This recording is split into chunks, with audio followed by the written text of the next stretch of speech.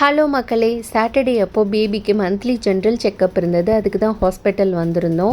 So monthly check பண்ணிக்கிறனால last மந்த்தை விட இந்த month wait gaining எப்படி இருக்குது, என்னெல்லாம் ஃபுட்ஸ் கொடுக்கலாம் அப்படின்னு டாக்டர் வந்துட்டு சொல்லுவாங்க. ஸோ இப்போ பேபிக்கு 5.5 மந்த்னால ப்ளைனாக தால் ரைஸ் மட்டும் கொடுக்கலான்னு சொல்லியிருக்காங்க. வெஜ் அண்ட் ஃப்ரூட்ஸ் பியூரி கொடுக்கலான்னு சொல்லியிருக்காங்க. நெக்ஸ்ட்டு பிக் பஜார் ஸ்ட்ரீட் போயிருந்தோம். இங்கே தான் ஃபுல்லாக நாட்டு மருந்து கடைலாம் இருக்கும். நலுங்கு மாவு அரைக்கிறதுக்கு தேவையான பொருள்லாம் இங்கே முனியப்பிள்ளை கடையில் தான் நல்லாயிருக்கும் அப்படின்னு சொல்லிட்டு சொன்னாங்க. ஸோ அங்கே தான் வாங்க வந்திருந்தோம். அடுத்து அப்படியே மங்களன் மங்கள் போயிருந்தோம். இங்கே ஃப்ரிட்ஜ் ஆல்ரெடி தீபாவளி அப்போவே சூஸ் பண்ணி புக் பண்ணிட்டு வந்துட்டோம்.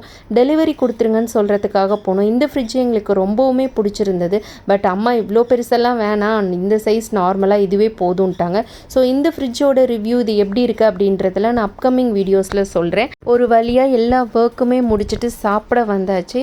ஸோ நெக்ஸ்ட் ஒரு வீடியோவில் பார்க்கலாம். தேங்க்ஸ் ஃபார் வாட்சிங். பாய்.